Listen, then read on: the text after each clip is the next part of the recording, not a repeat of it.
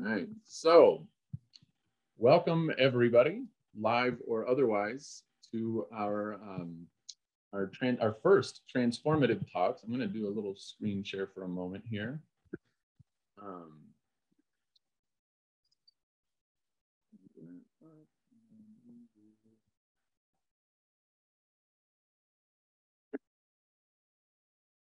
Okay, so welcome to our first Transformative Talks panel discussion. This one is on music and violence.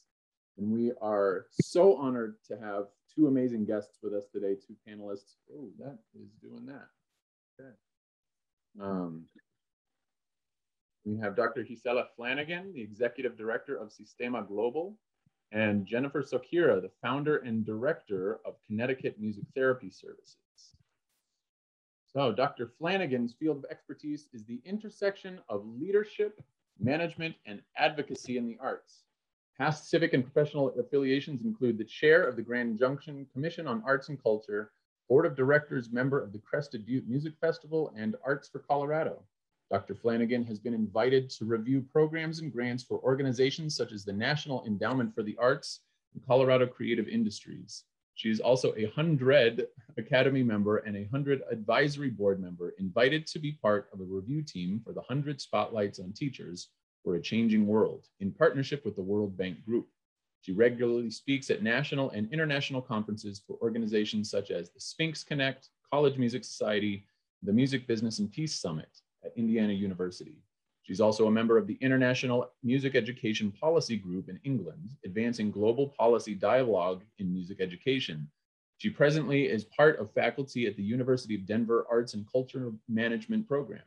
A social entrepreneur and consultant advocating for the arts at local, state, and national levels, Dr. Flanagan is deeply committed to social change and collective impact as a social entrepreneur in the nonprofit world. Colorado Creative Industries Certified Change Leader, Dr. Flanagan is the co-founder and executive director of Music Spark, an El Sistema-inspired music program. She currently serves as the executive director of Sistema Global, a 100 award-winning social change organization inspired by Maestro Abreu's vision of expanding access to music making as a basic human right. Under her leadership, Sistema Global has been honored to be part of the 100 Global Education Innovation Collection for 2020 and 2021 in Finland. Welcome, Dr. Flanagan. Yes, thank you so much for joining us. So much for being here with us. Jennifer Sokira, MMT, LCAT, BTBC, is the founding director of Connecticut Music Therapy Services, LLC, the former clinical director at the Resiliency Center of Newtown, the past president of NER AMTA, and a member of the AMTA Ethics Board. Her advocacy for increased knowledge and training for music therapists working with clients who have experienced trauma lead to her developing and teaching CMTE courses with Enlighten CE. She is also part-time faculty with Alverno College and Quinnipiac University. She's presented at conferences regionally, nationally, and internationally, and has authored several chapters and articles. Welcome, and thank you so much for joining us. And we are Dr. Graham Anduri and Dr. Stephanie Anduri. We are with Sing for Your Lives. We focus on empowering lives and empowering voices. And if you want to learn more about what we do or what services we offer, what things we can do for you, you can visit our website at singforyourlives.com. And we are releasing a book next week on Tuesday the 21st. If you are interested, please check our website and feel free to contact us if you have more questions about that. Cool. So again, welcome, and we are extremely excited to have this conversation with you all today. I think without any further ado, let's dive right in. So we have a few questions that we're going to use to kind of get this thing started. So first off, in what ways have you witnessed or experienced music guiding people away from violence? Gisela, let's start with you, if you wouldn't mind. Yes, thank you so much for having me. Yes, it's a wonderful question because it's really related to what we do, El Sistema does. It began in Venezuela, and it began to address exactly that issue. How can we get our kids that are not protected by, you know, being in middle class or higher class, how can we give them a culture and an environment in which they can develop themselves with all their potential? And that's what El Sistema believes in. And therefore, we do believe, honestly and sincerely, that music is a universal right, that all children deserve to have music in their lives. So, you know, there's so many examples that we can give from the El Sistema perspective. I'm going to bring you back to one of the videos that actually can be found on YouTube. But there's a scene in one of those videos that has always caught me. And I had to admit that after more than 20 years, 10 years or so, every time I see the video, I still get teary-eyed. You know, so I'm gonna shorten the version of it. It's this young lady who was, she looked about 14, 15. She was about to go into her first rehearsal for chamber music with her cello. She was walking to the location. She was shot on her way there. So she started crying, and then eventually she was interviewed. Okay, and she said, I started crying not because it hurt, but it's because I was gonna be late to my rehearsal. Wow, right? It's those kids that we want to save, and we're working on every single day. So I don't think, go ahead. I don't think I've made it through any of these conversations without crying, and I'm already starting. I mean, it's amazing. I don't know what her life has turned out to be, but I'm sure if music is still in her life, I'm sure it's a wonderful life, you know. So yes, music is a possible guide to take people out of violence. You know?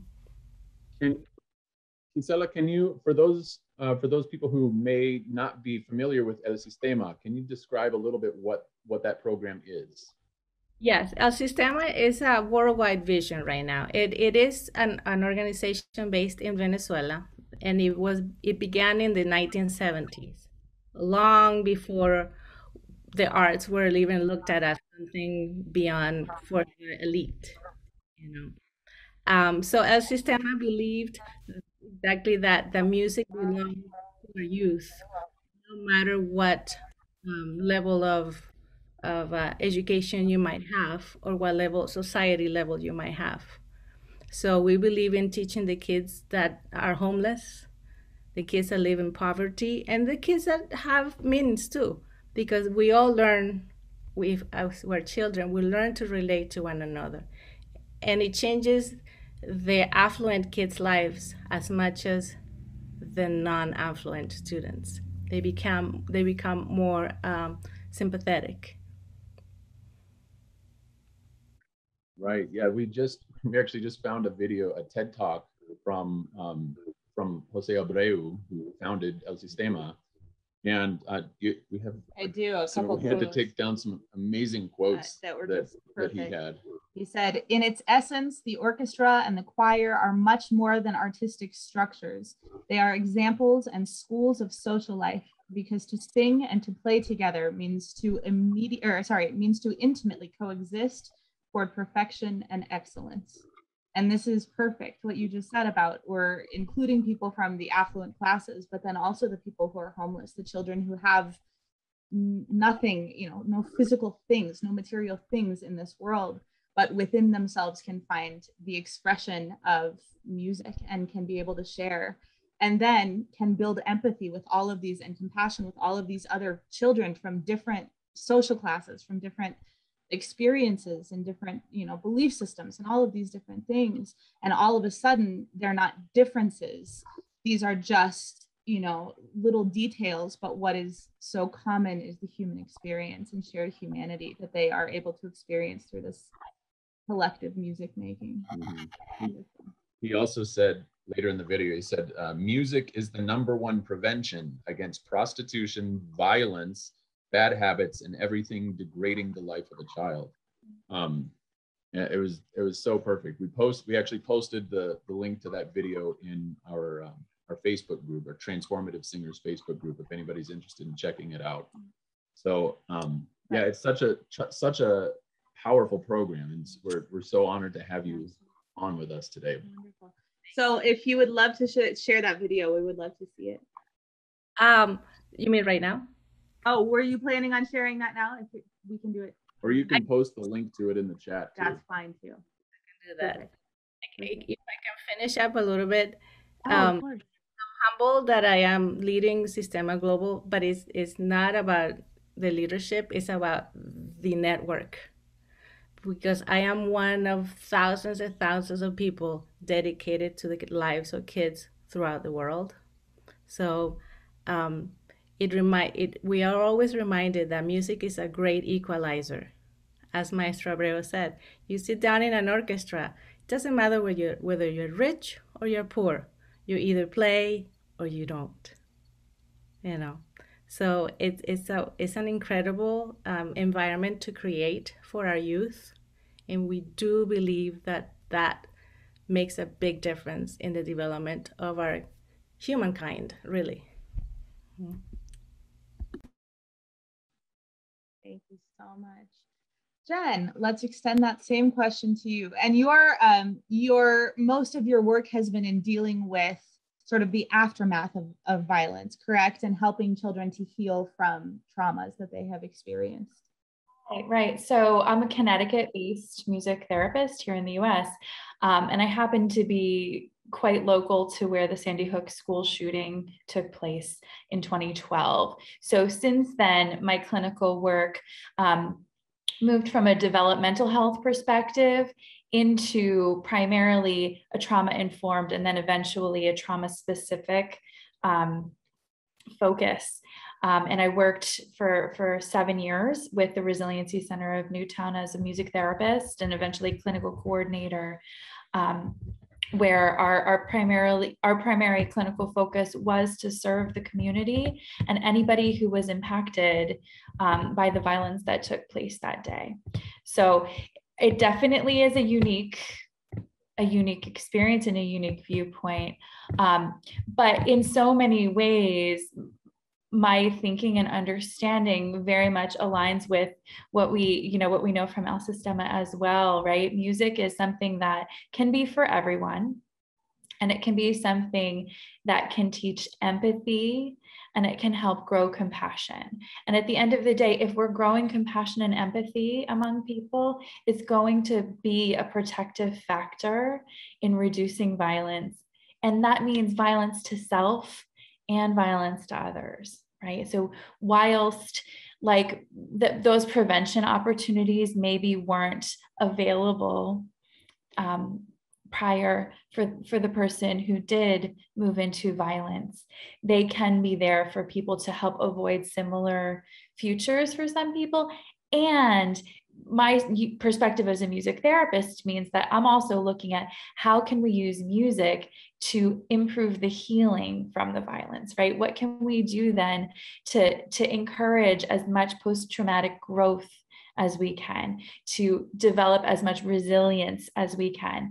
And because of the interactive nature of music and all of the beautiful ways that music works with us on a physiological basis, we know this from our music therapy research, and we know this from the neuroscience research, that music can affect and change our brains. And when used within a therapeutic relationship with a trained professional, we can really capitalize on some of those different pieces to bring into being, work towards some of those types of goals.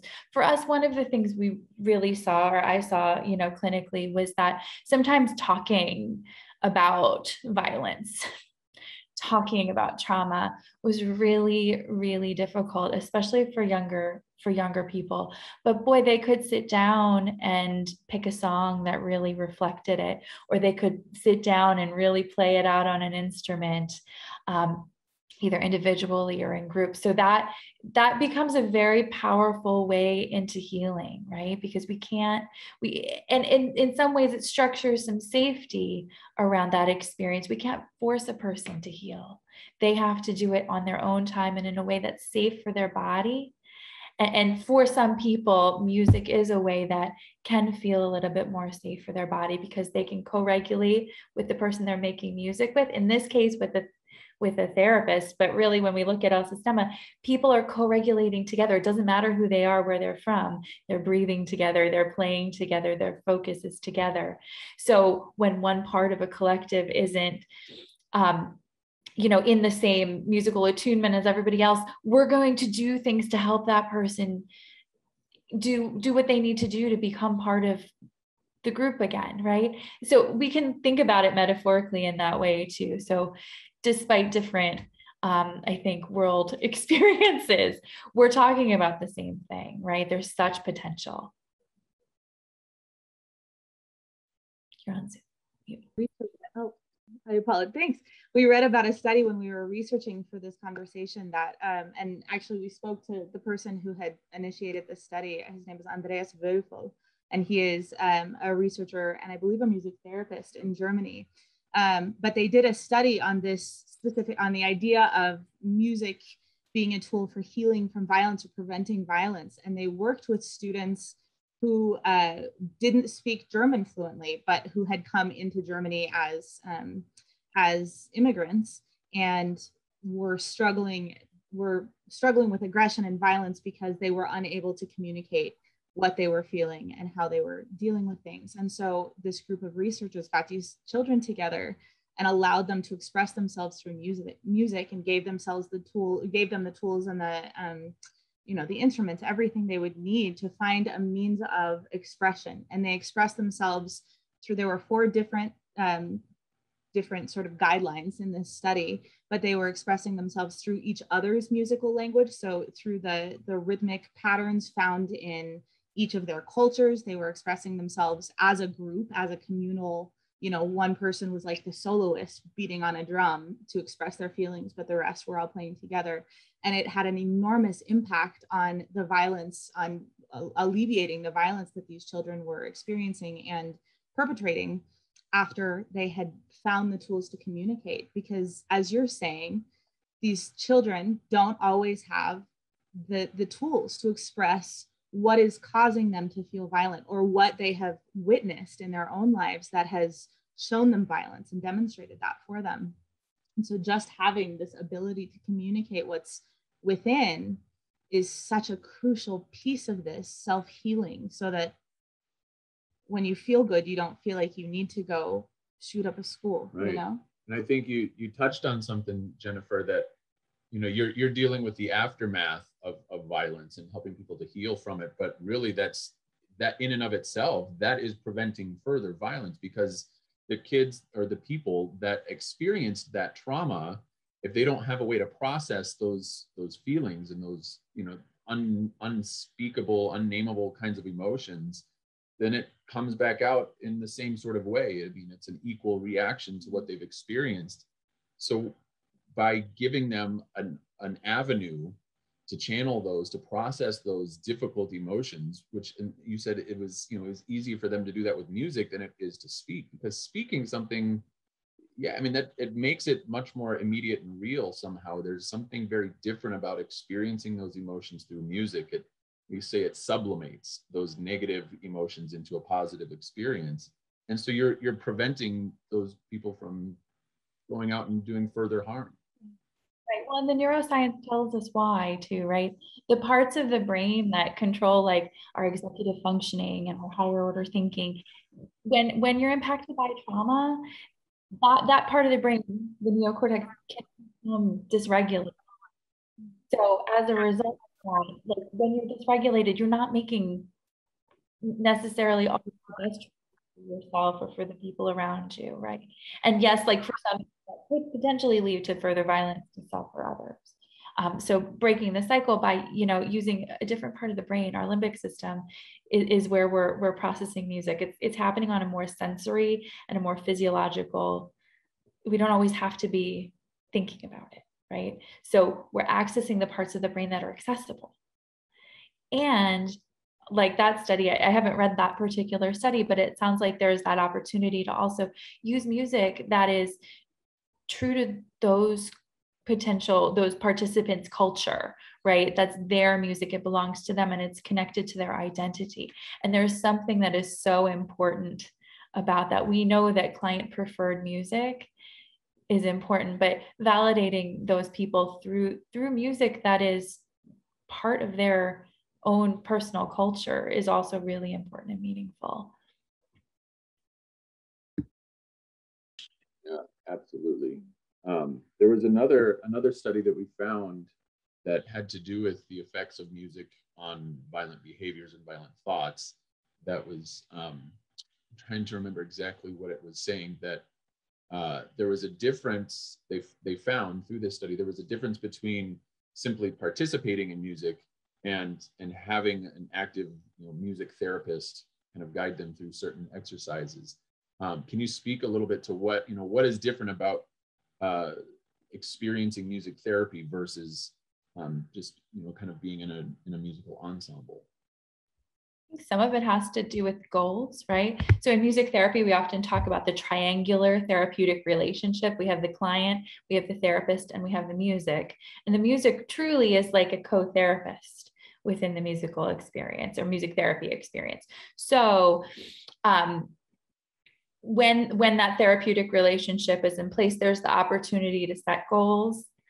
There's a purposeful reason why you're together and what you're working on. And some of those may be aesthetic goals. Those may be goals about how we're going to make music together, but they also can maybe include goals that have to do with helping a person improve their health in some way, whether that's their mental health, their physical health, their processing of trauma, etc. So with the trained professional, there's going to sometimes be a different focus. This is not to say it is not therapeutic to participate in ensemble music making. There can be that, but that's sometimes not the focus. Sometimes the focus with ensemble music making can be the musical output as well. Whereas whilst the musical output is totally crucial in music therapy too, it's not the only thing we're paying attention to.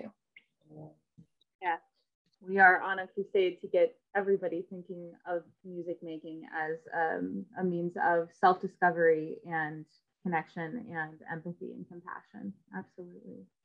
Yeah. So our next question is, and this sort of piggybacks off of that, can participation in a musical ensemble help to assuage violent behaviors? And if so, how? Gisela, what do you think about this? My answer to that is that it has potential to do so. It's not a magic pill, but it from the logistic perspective, I mean, simplistically speaking, if you get out of school at 3 or at 4, which is usually around the time that schools come out, depending on the country, and you go straight to making music for the next 2 hours, 4 to 6. Well, by 6:30 you're hungry, and all you're thinking is eating dinner. So you just spend 3 hours doing something really positive. You eat dinner, hopefully you do homework, and it's time to sleep. So from that logistic perspective, you did not have time to get into trouble, even if you wanted to. I mean, of course, that's creating a idealistic situation. But and you see this in El Sistema, you see the parents from our poor locations. That's the other thing. There's a myth. People think, oh, poor location, they're all bad people. No, poor location, lots of parents trying to push their kids so that they get out and they can have a better life than they did.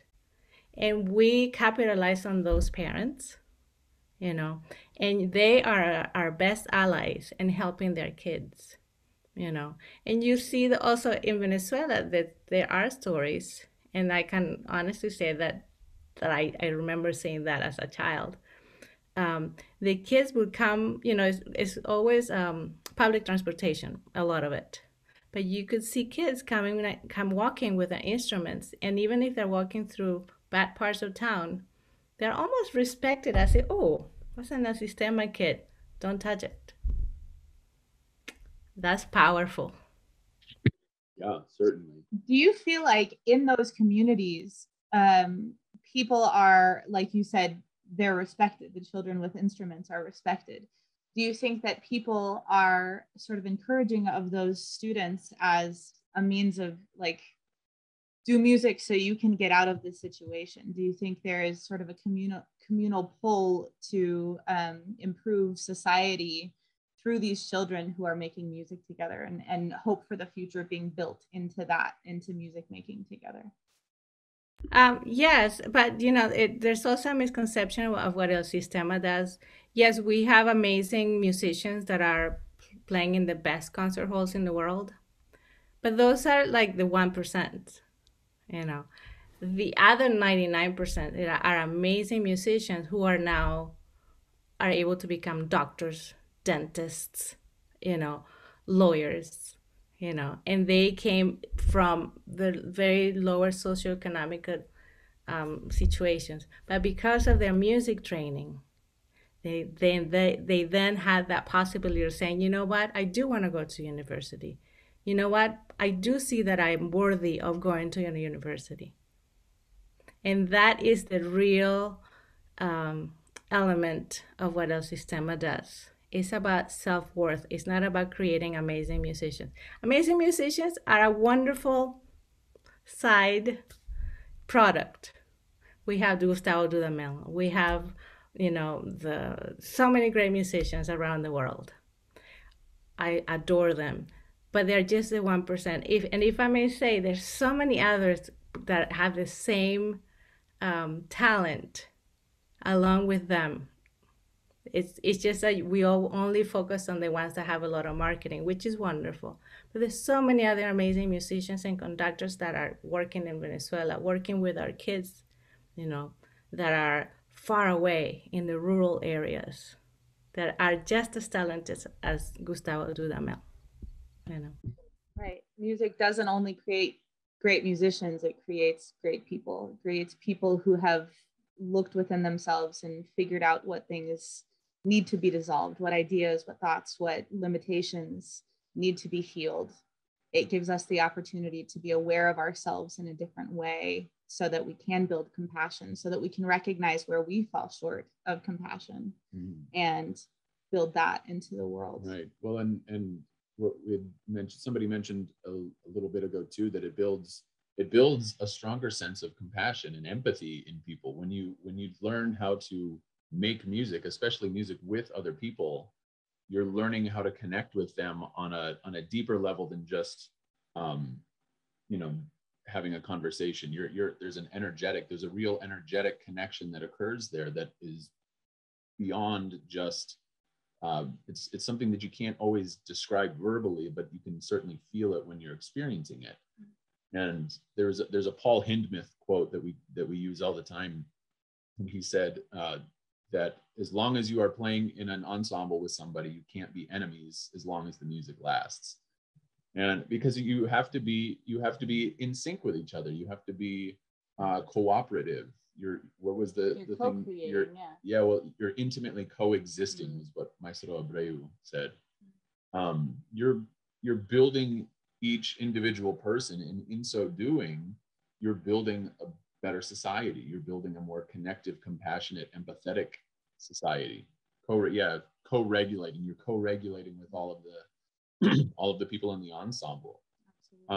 One of the things that we've been really fascinated with for a number of years now that we wanted to continue to do some more research on is there's a kind of a sister program to El Sistema in Colombia called La Batuta. And there are a lot of things that are a lot of sources that we found that kind of oh my gosh, words are escaping my brain right now, that attribute a marked reduction in violence in Colombia to this music education program. There's not a lot of hard evidence for it, but a lot of anecdotal evidence. And so that's something we want to, we've been on a crusade to try to find more actual, let's find some proof for this, that music can actually prevent further violence and help people to kind of come out of that mentality, that frame of being, and kind of move into a more positive direction. So that's we're really hopeful, and we're really inspired by the work that you're doing and the work that El Sistema has been doing for the past several decades. in that direction. And we may not, we may not ever know definitively, like, okay, that kid probably was going to go up and shoot up a school or something, but they were part of this orchestra, and so now they aren't. We don't know that, but I think it's pretty clear that you're building stronger, healthier, more whole people by doing that. I believe, I'm sorry, go ahead, say that. I'll give you one anecdote of a specific kid. He's on one of the videos, so he does exist. It's not a story. He actually said he got to a point when he was little, and I'm talking he was 7 and 8. He got to a point that up to that point, he was sleeping with a gun under his pillow. But when he was given a clarinet, then he switched that for a clarinet under his pillow. That's powerful. I don't know how to measure that, but at this point, measuring is wonderful, but changing that child's life is priceless. Yeah. And by extension, changing the lives of the people he might have hurt. You know, I think that our society has gotten so used to just seeing the initial effect of something, So the STEM subjects are important because the STEM subjects create something that is immediate and that is tangible and that is palpable. We can see medical advancements, we can see engineering advancements, we can see all of this in real time. But music creates, I talk all the time about how STEM is the outer world. It creates the world that we can see around us, but the arts deal with the inner world. And the outer world, the inner world being how we feel and how we approach situations. But the outer world is composed of a bunch of inner worlds. It's all these individual people. And until we are all healed, until we can all function healthfully and connectively and empathetically in society, then it doesn't matter what's being produced out there. We have to fix in here first. And so, I think this is giving us the tools to see how the immediate impact of music has a long-term effect, has a far-reaching effect on the entire world.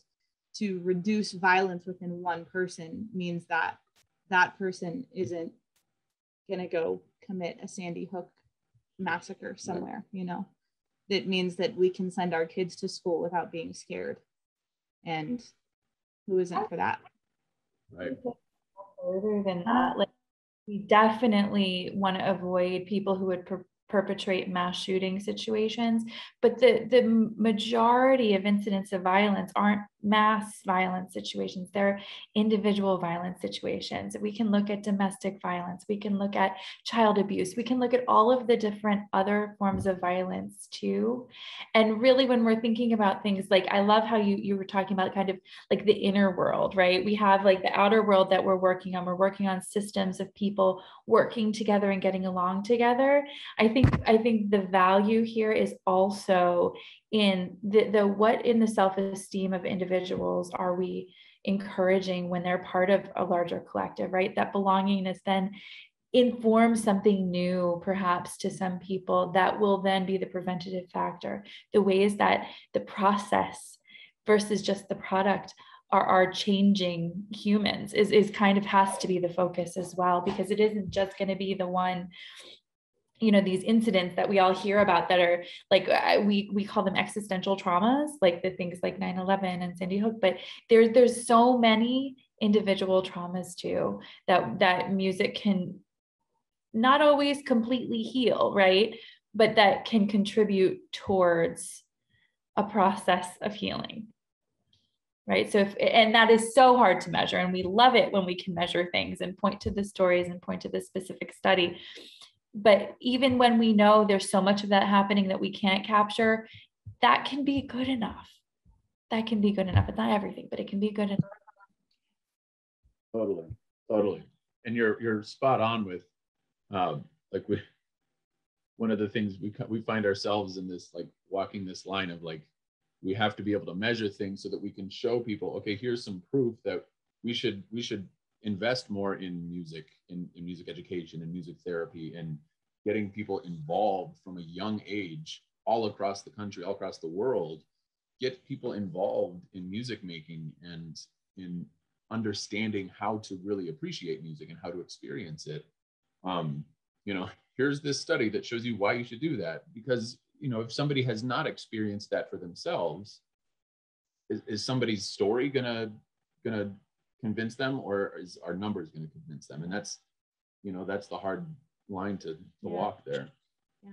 It's a hard translation, working in an artistic profession, a profession that has its roots in the arts as well as in science, to be able to bridge the two pieces, to bridge sides.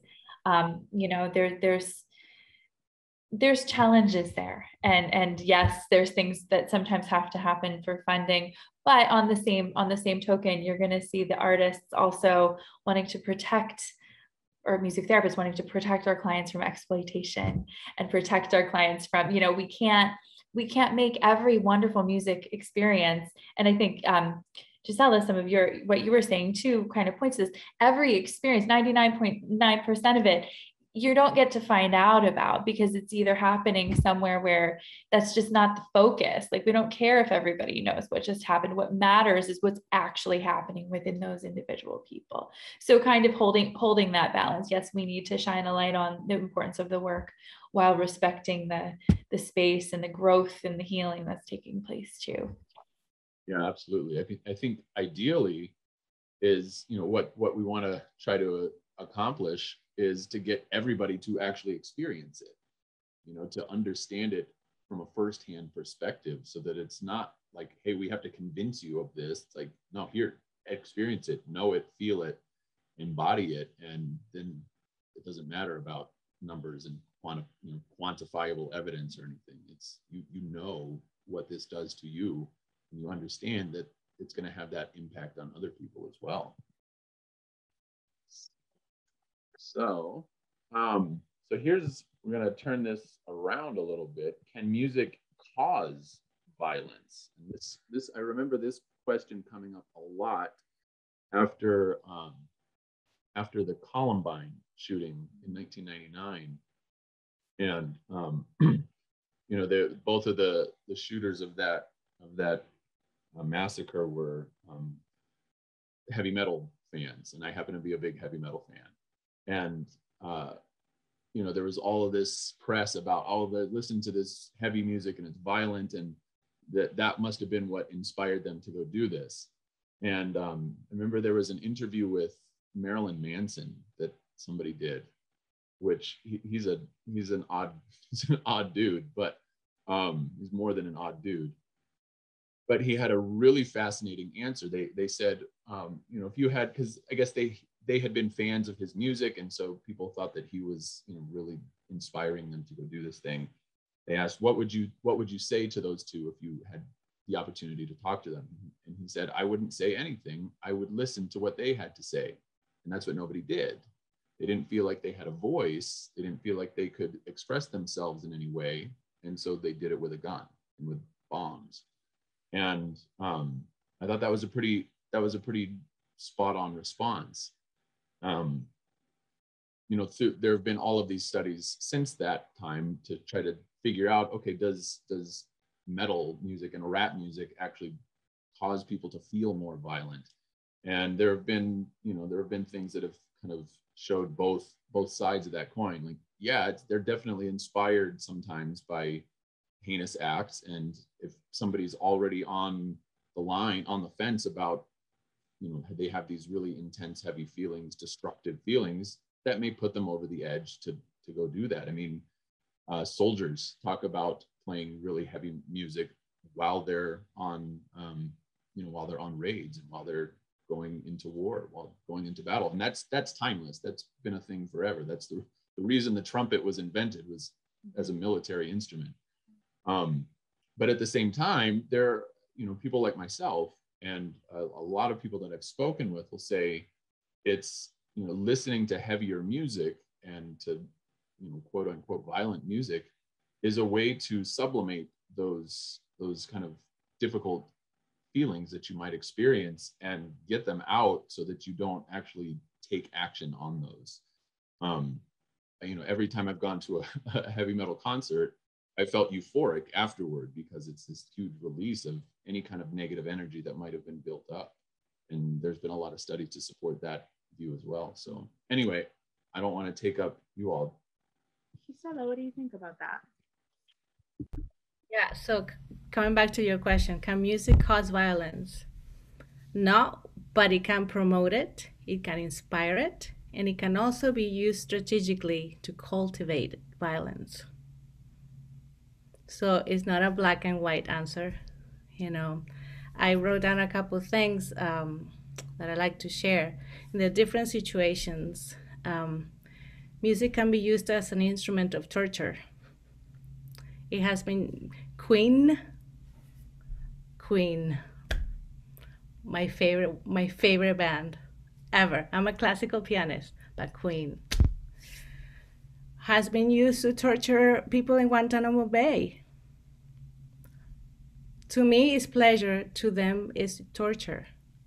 So music is, the perception of music is tied to cultural boundaries. You know. Another example, music can be used as a form of expressing violence on women. We've been seeing that, and we're now waking up to those older songs that we have treasured in the 50s and 60s and 70s that we all thought, oh, what a lovely melody. But now we're studying the lyrics and we're saying, you know what? This is not right, right? Jennifer is saying yes, right? So music is a medium. It's just a medium. It's not an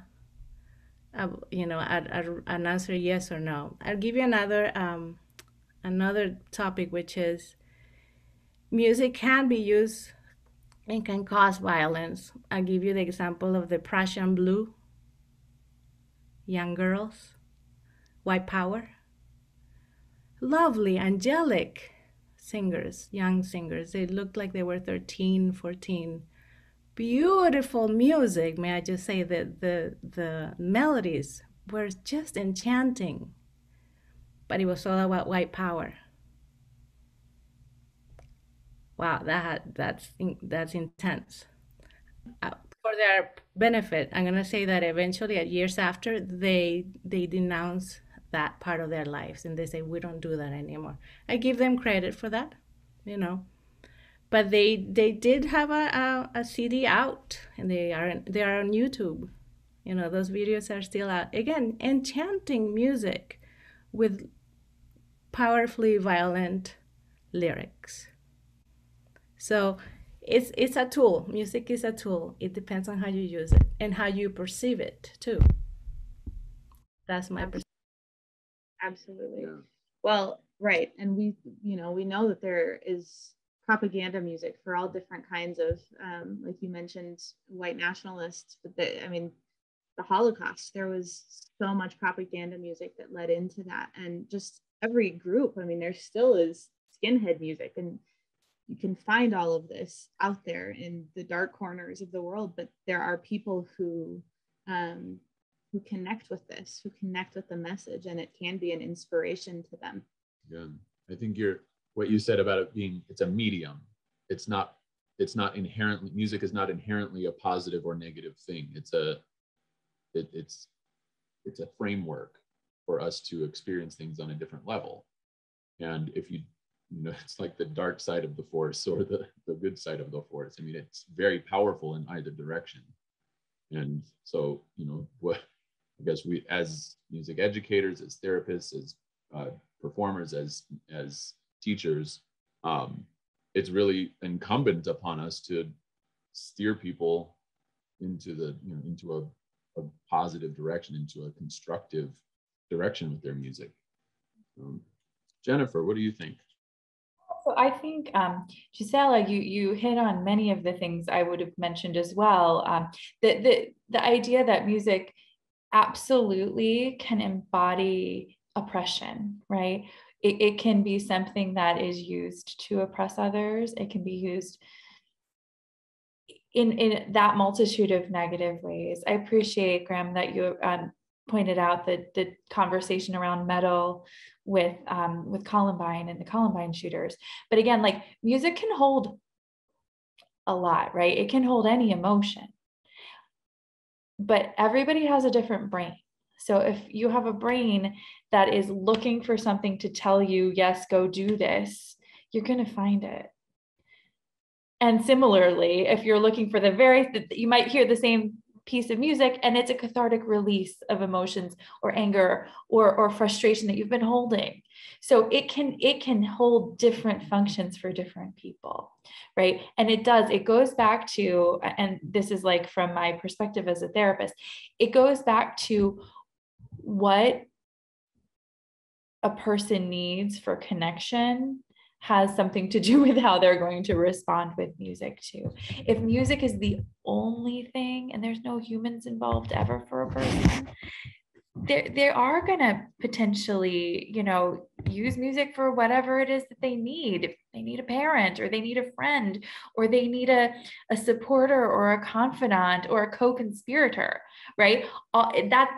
It can hold all of those roles for people. What we need to do is engage with each other person to person. We can't just trust the music relationship is going to give someone what they need. And in music therapy, obviously that's a piece of what we do, right? We're a human that's together in a musical relationship with a client. So yes, metal can be all of those things, but so can every other genre of music. And something that was really meaningful in the 50s, perhaps to some couples, women can now look at as a source of oppression. And similarly, for many different cultural interpretations and understandings of music at this point. So yeah, I like that idea that it's a framework, it's a modality. It's not a person, right? It's not able to respond back to you necessarily the way that it holds so much. Absolutely. Yeah, that's rap is another one that gets blamed a lot because it does have a lot of violent lyrics and it's about violent subject matter, or just there's a lot. It can be, but it also there's a lot that is completely the opposite of that. And a friend of ours who actually lives in Colombia, he talks about how he and many people that he knows use rap as a means of pulling themselves out of the streets, out of the the violent, oppressive atmosphere that comes from living in some of the poorer parts of urban areas in Colombia, and how that practice of just becoming a rap musician has really altered the lives of a number of people for the better.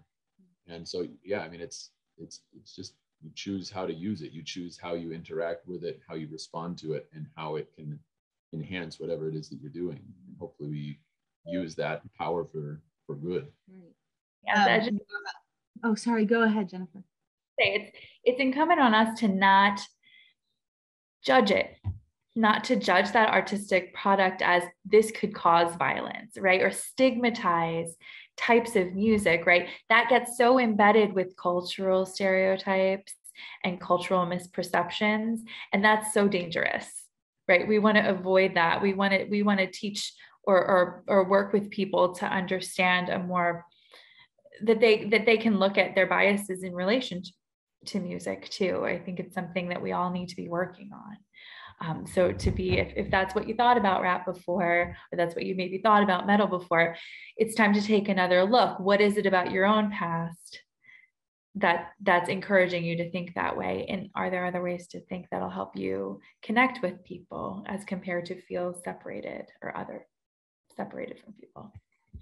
Yes, that's that self-discovery piece. That music is such a powerful tool for understanding sort of what you are harboring in your own in your own subconscious, because we don't always recognize what biases we hold within ourselves or what ideas we hold within ourselves until we bring it into our consciousness, until we bring it into our conscious awareness.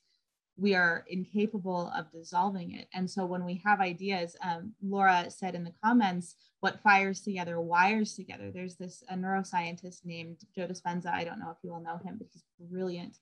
And he talks about that whatever neurons fire together every day in our lives are going to wire together. So if we think of rap as a violent thing, we think of rappers as violent, then it gets absorbed into our subconsciouses that rap and violence are equated to one another, and then that rappers and violence are equated to one another. And then we're absorbing the idea that people who are from that culture are violent, rather than just, there are some violent lyrics in this one song that might pull violence out of some people and might alleviate violence in some people, might give them sort of an opportunity to explore those emotions that they feel within themselves without enacting them.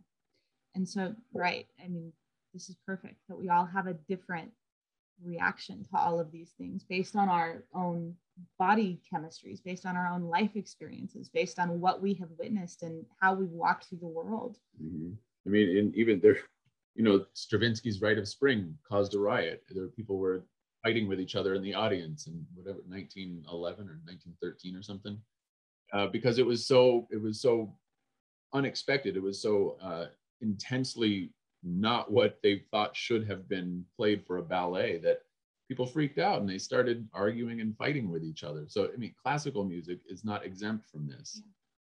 Even textless classical music, orchestral classical lyrics. It you know, threw people totally off. So yeah, I think, you know, music can do anything we want it to do. It's just incumbent upon us to steer that in a direction that really allows people. I think it's important to allow for music that gives people the opportunity to kind of unburden those difficult emotions. But you know, for the people that are already, like you say, they're already kind of looking for an excuse to do something. I don't know. That's a tricky one, because this, like you said, the same music can mean something completely different to somebody else. So I don't know that there are clear answers to that. It's something that I guess we need to be really cognizant of as we're dealing with people who might be kind of riding that fence a little bit, and figure out how to bring them off of that fence and help them to understand and experience music in a positive way. All right, and for our last question, does music therapy have, we already talked about that. Does music therapy have a different impact than music performance as it concerns violence? And how? We already did discuss that. All right, ladies, any final thoughts or any final contributing pieces that you'd like to offer? I would say I'll bring you back to the idea that music is just a tool that has been used for greater good and has also been used for evil.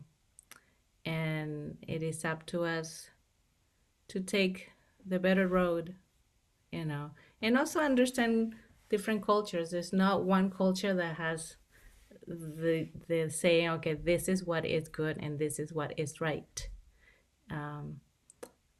Again, bringing us back to Queen.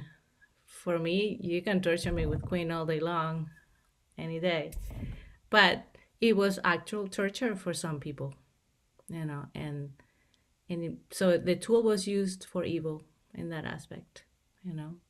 So it's a medium. Let's use it well. Yeah, absolutely.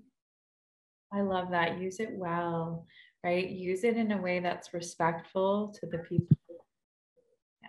Be aware, be aware of its potential to heal, but its potential to traumatize, right? That's all of our jobs. So paying attention, learning what the signs and symptoms are. And I think some of it goes towards us as educators and therapists, knowing what, some of the causes and red flags for things like suicide or violence to others. All of those are things we kind of just need to make sure we're up to date on too, because again, like, that's, music is wonderful and it's a beautiful tool we have at our capacity, but we want to really be sensitive to the needs of the individual. Absolutely. Totally.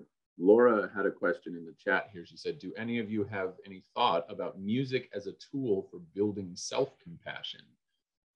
Yeah, absolutely. Yes. I mean, music does so much to build us as individuals, as as whole people. It builds our esteem, it builds our confidence. There was in the video that we talked about with Maestro Abreu, he talks about it. One of the worst things about poverty is not that you can't afford to, bread and food and clothes and whatnot. It's that you don't have a real sense of purpose, of identity. You kind of don't, you feel like you're nobody. And so music, being part of an ensemble, gives you this sense of responsibility, of identity, of purpose, when you have a role to fulfill as an orchestra member, as a choir member. And like you said, people kind of, they get a little bit more of a sense of respect from the community when they're doing that. And so I think it builds a huge amount of compassion. I've seen so many, I mean, for myself, certainly I came into myself as the result of becoming a singer. And I've seen so many of my students that, over the 4 years of college, just transform who they are. And that happens when you're in your 20s a lot anyway, but seeing them come out of their shell as they learn to unlock their voice and learn to become vulnerable on the stage, it's such a huge transformation that occurs.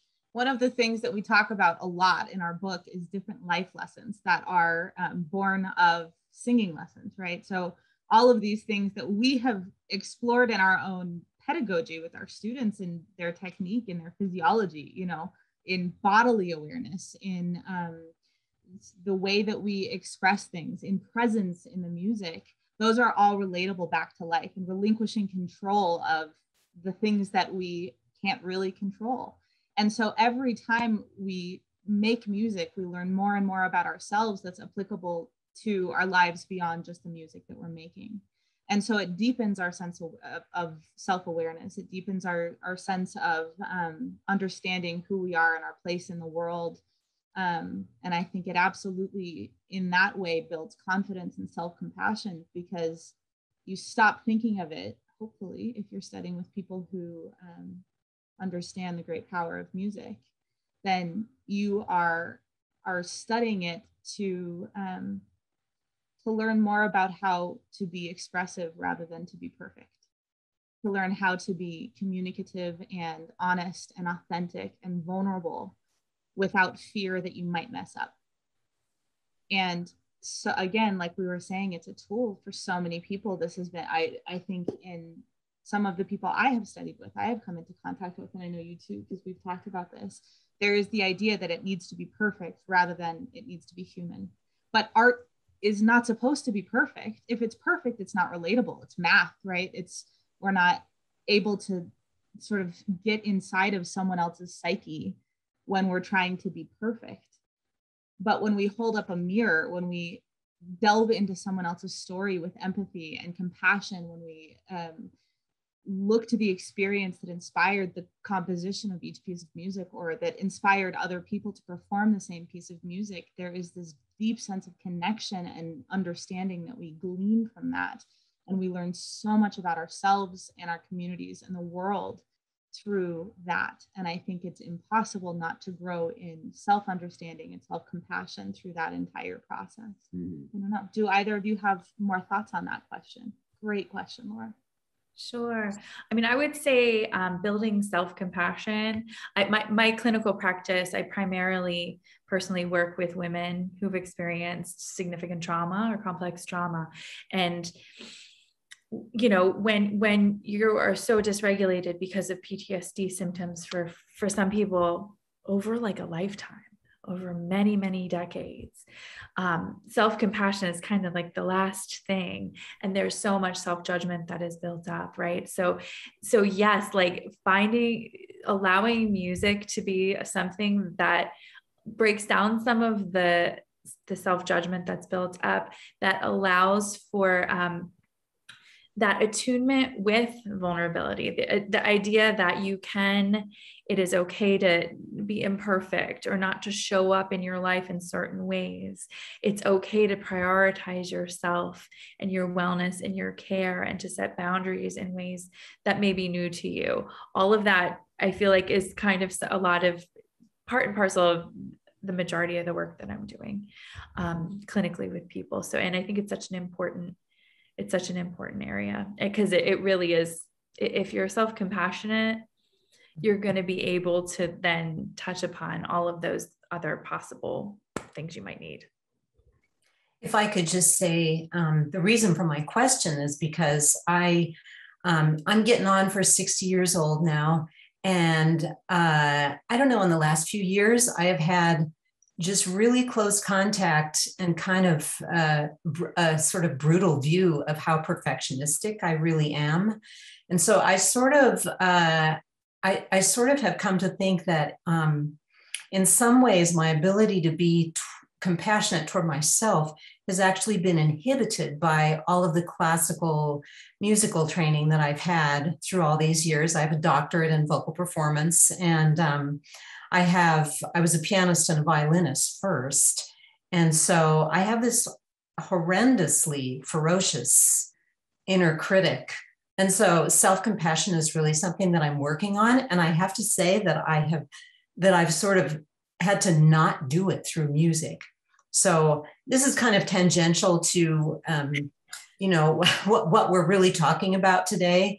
But I appreciated earlier, someone was saying that, you have to have it within yourself before you can radiate it out into the world. So anyway, I'll stop talking now, but that's where that question came from. Can I respond to you a little? Sure, thank you.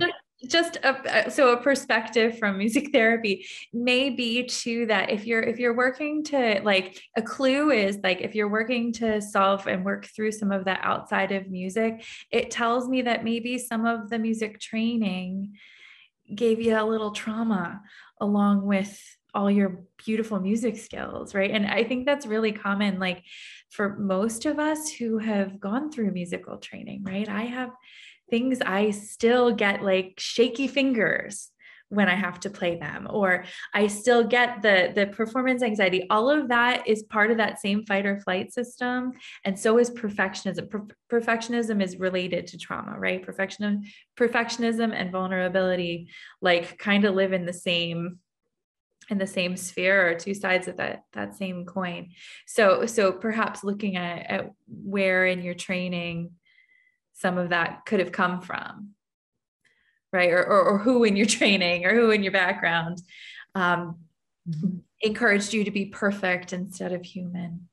I think, Stephanie, you said that earlier, like, you have to be human. That's such a beautiful way of putting it.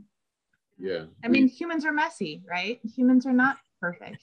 And art is messy because it's a human expression. There's never been a perfect performance.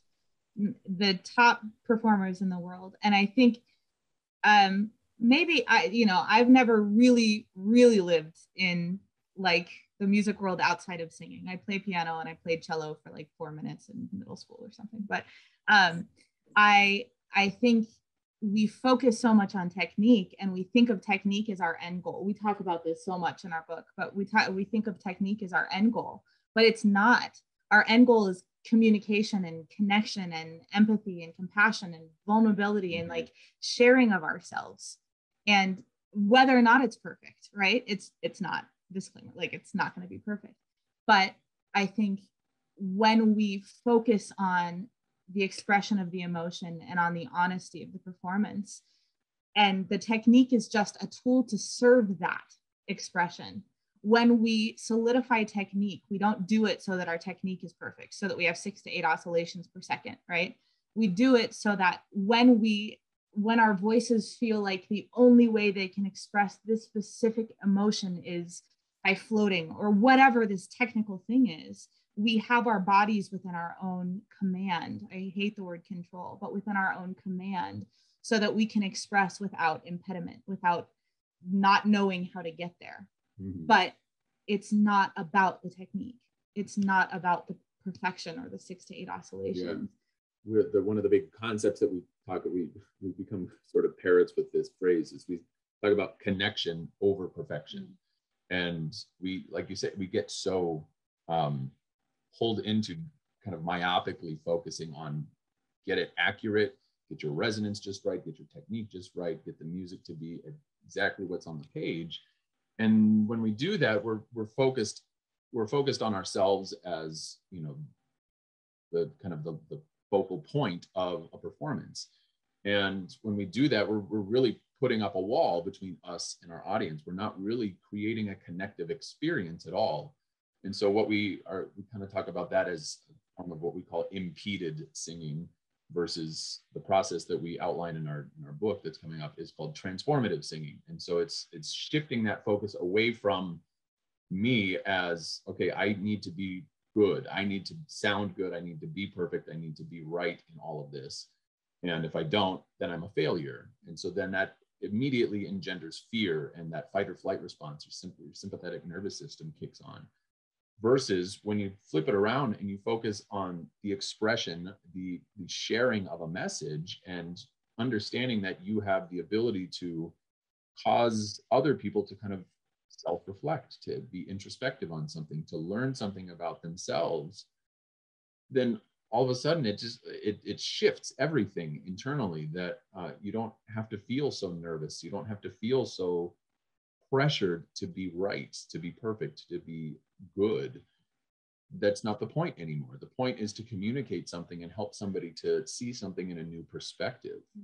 And when we do that, I think that's really where the power of music lies. If we do it correctly, if we come at it with a correct approach, just playing pretty sounds is not going to cause somebody to not be violent, but performing something with the emotional intention and the vulnerability and the intention to be connective really has the ability, that has the power to cause somebody in the audience to see something in a new light, to shift their perspective, and to understand somebody else's experience empathetically. And when they do that, it's really hard to, if you're feeling an empathetic connection with somebody, it's really hard to be violent towards them. Yeah.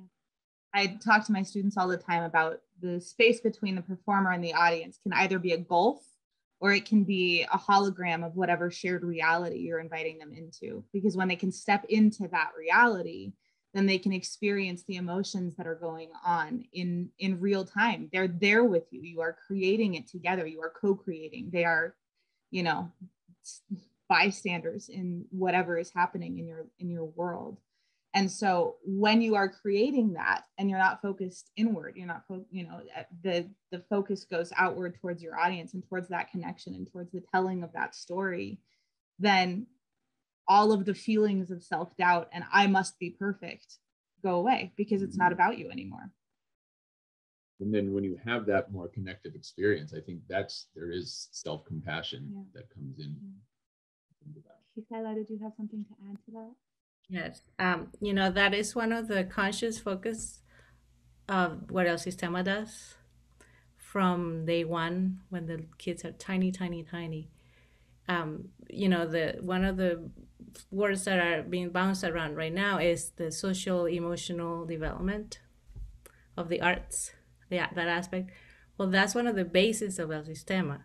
That's what makes El Sistema music training very different than youth orchestra training, which I'm not saying is bad, it's just different.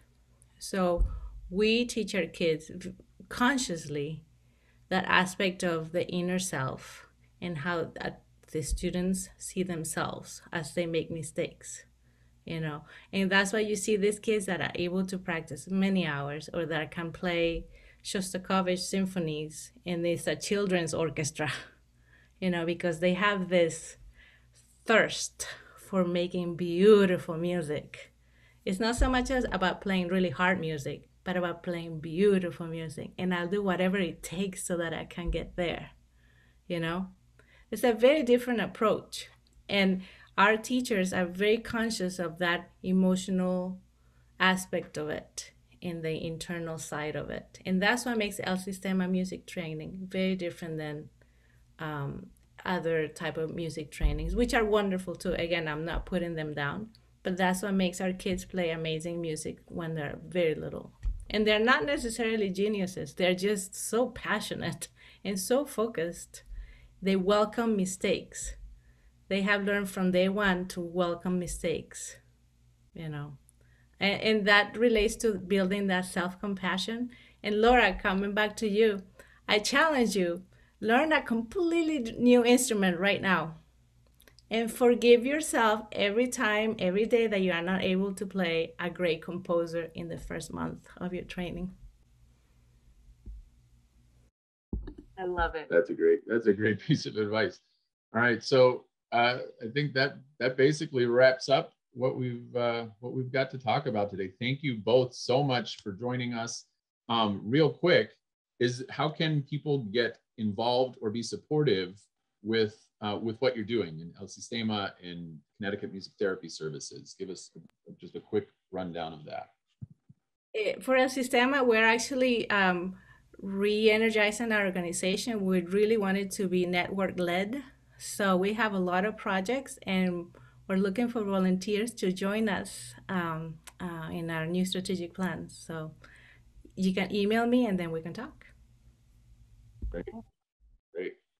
Jennifer. Good. And we're at www.ctmusictherapy.com. We are a small but mighty music therapy practice working with lots of different people throughout the state. People who are interested in music therapy can also connect through our American Music Therapy Association, which is musictherapy.org, and our certification board, which is cbmt.org.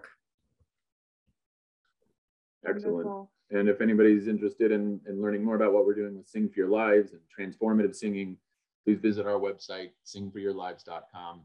And thank you again both so much. This has been an absolute joy and an honor to speak with you today. Thank you for sharing your expertise and your souls and your brilliant minds. We are so grateful for everyone who came. Thank you so much. For having us. Absolutely. Bye-bye. Bye.